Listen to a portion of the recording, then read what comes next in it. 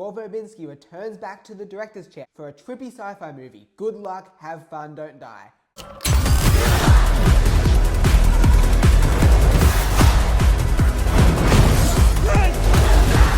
And I loved it. Let me explain.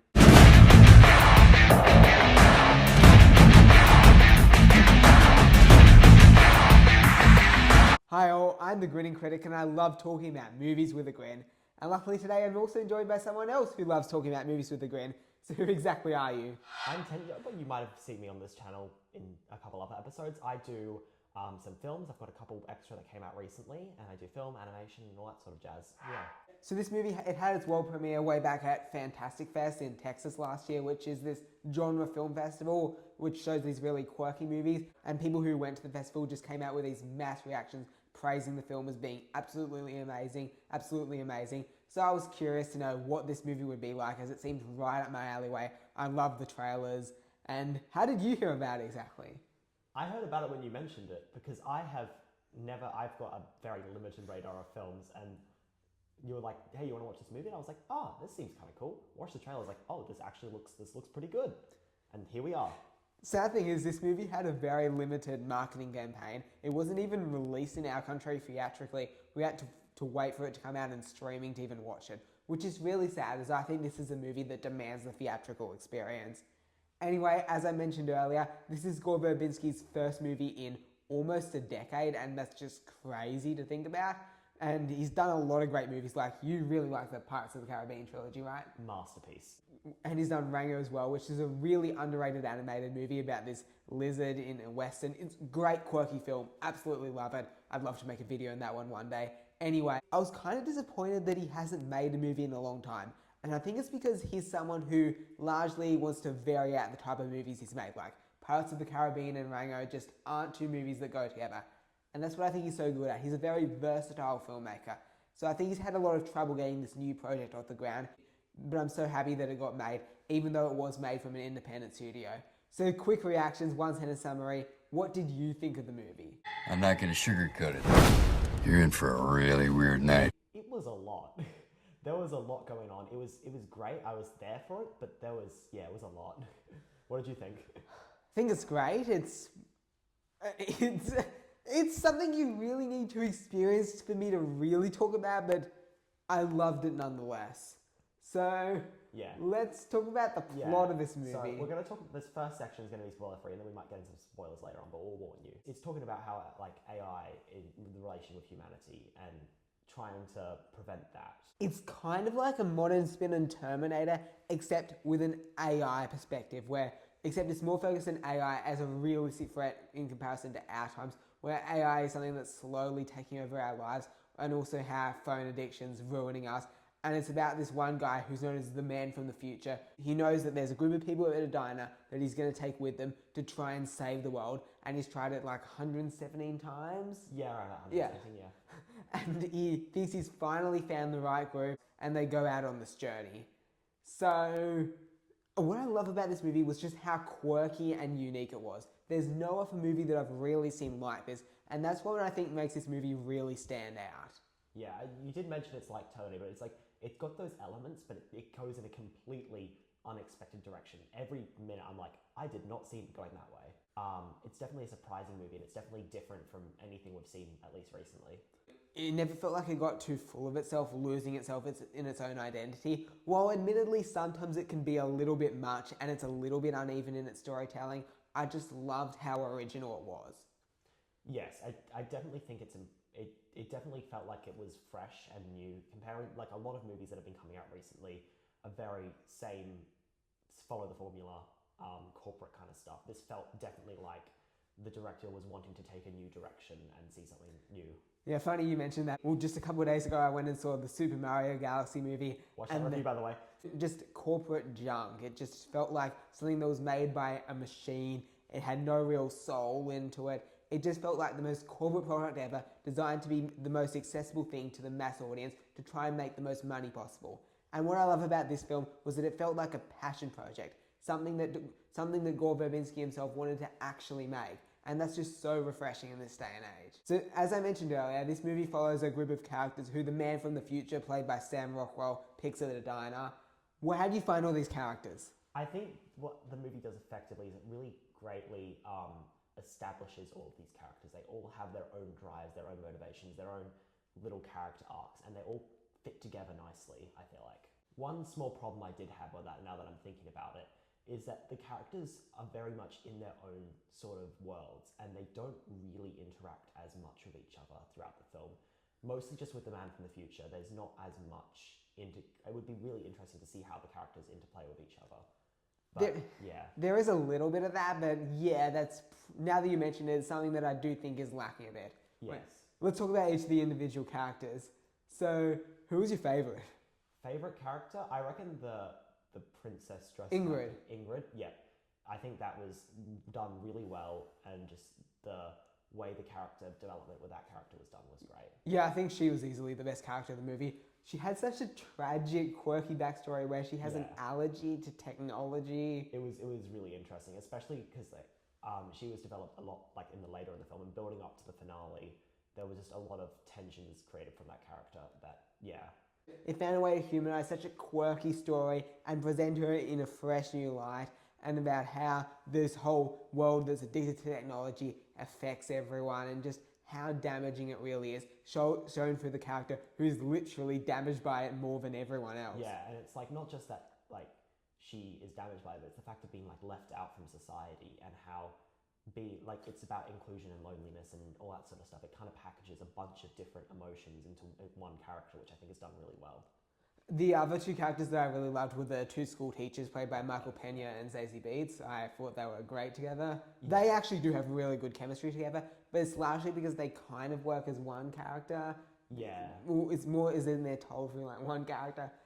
Sounded better in my head. Yeah, no, I get what you're saying, yeah. Yeah. Yeah, they dedicate they have different sections of people in the film, like the different ideas they're trying to tackle, and those two characters tackle one idea of the film. With about cell phone addiction and how that's affecting high school students. Yeah. And then Ingrid, her character deals with the loneliness and exclusion and stuff, and then that's kind of those two, and then the man from the future is kind of tying it all together, which I think is a nicely built thing that they do in the film, yeah. Visually, I thought this movie looked stunning. Oh, 100%. The colour that they picked and the whole cell phone thing you can see in the trailers with that looks great. It's pretty impressive what Gore Verbinski was able to achieve on such a small budget of only $20 million when I see $200 million movies that look far worse than this. The visual effects look insane, particularly in this sequence in the third act. You'll know it when you see the movie. That just looks mesmerizing. Oh, yes. That was, the finale was just done great, yeah. What I loved about it was how they picked a lot of these unorthodox images and just made them feel normal, or just embrace their quirkiness to the extent that you just took it as is. You kind of taken through the perspective of the characters who have been addicted to their cell phones, showing how cell phones kind of like normalize weird things. Oh, yeah. Like that cat visual, as you were saying. Yeah, they just really went there. Like, this is an idea that if you say this on paper, it does not sound good. It sounds crazy.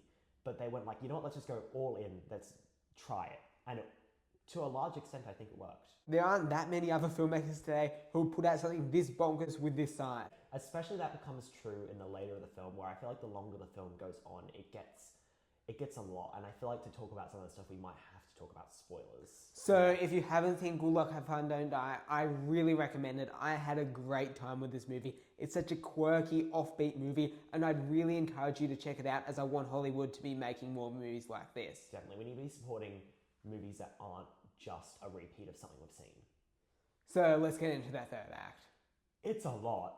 Ever since the cell phone scene, suddenly everything. This is the part where they start shooting all their shots, and they start trying all these different things in this film, and it just all culminates in the mesmerizing scene you were talking about, and then the ending, which was a big twist I did not see coming. The movie, up until the third act, was really working, but then from the third act, it kind of fell apart a bit. It just felt like there were a few too many ideas going on. Yeah, they did, it was almost like one thing to the next thing, and everything they were like, okay, this is a thing now. I'm like, okay.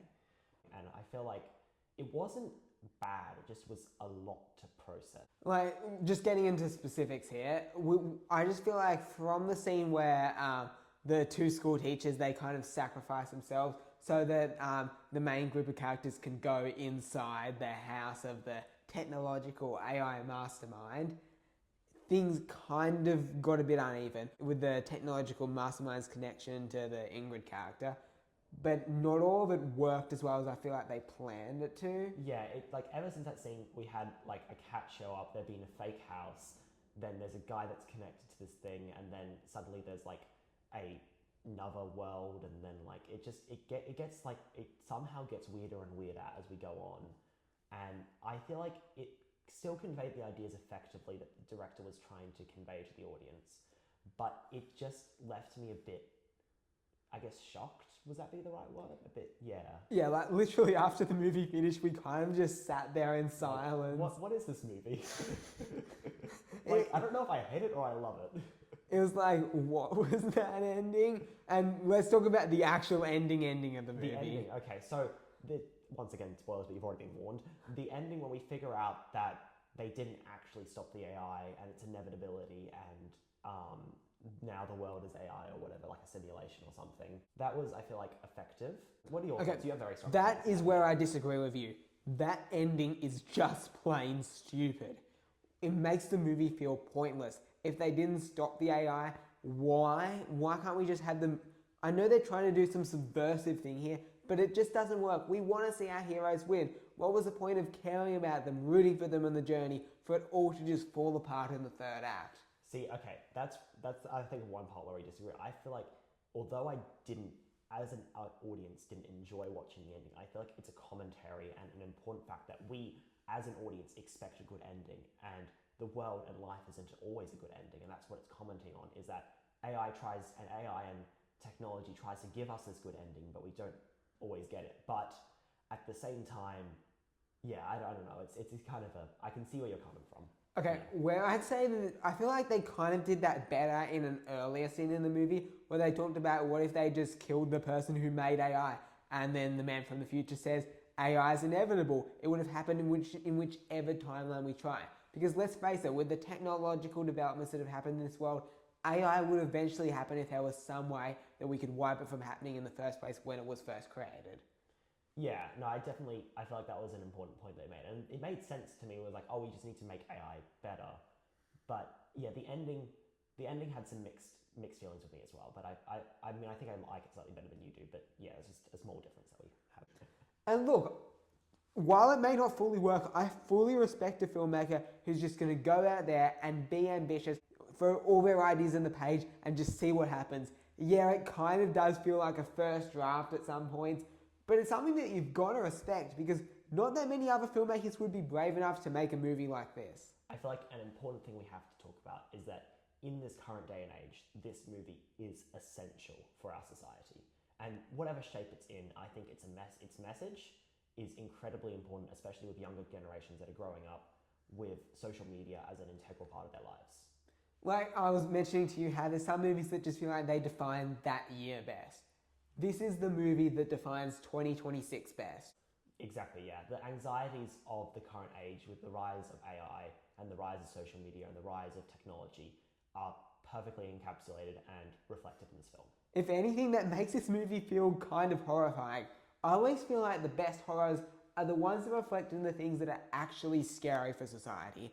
And let's face it, AI is concerning sometimes. Just how realistic it is, or cell phone addiction is concerning. I know I spend way too much time on my phone each day, but yeah, like you have that weird... What's the setting you use again where you... I've turned off YouTube, which is kind of interesting because I make YouTube videos, but yeah, like I try and limit it, and I've got my phone on grayscale now as well. That is commitment. That is commitment but, right there. Yeah, it's like, it's a whole thing, and I feel like out of all of the dystopian futures, maybe it's a little weird in what they've done with the film with like the cat thing and all that stuff, but the general idea, I could see some of this happening, and that's terrifying. Wait, speaking of the cat thing, I hate to bring this up, but did it remind you of those Italian brain rots? No, I can get what you're saying, yeah. It's like an AI generated, like, yeah. Oh, what is happening to the world? Why do we actually now see like a reflection of current society in a This movie is too big brain. This movie is, He's gone like, whoever this director's on, he's like, okay, let's reference this, let's reference that. He's like put too many layers to this film. It's like eating like something, but you put every ingredient into it. It's like, it's disgusting and beautiful at the same time. So Good Luck, Have Fun, Don't Die is the most relevant film of 2026. It was funny, fresh, subversive, and a brilliant reflection of our current times. On the whole, I would give Good Luck, Have Fun, Don't Die an A-. I'd honestly say an A- as well.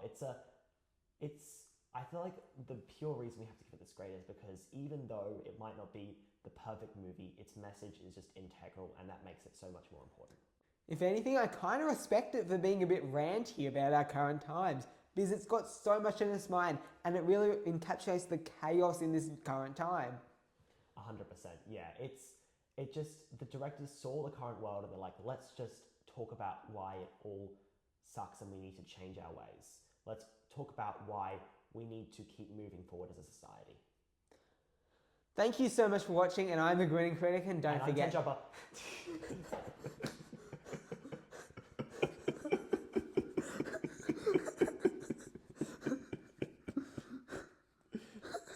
See ya. See ya. And that's how we end it.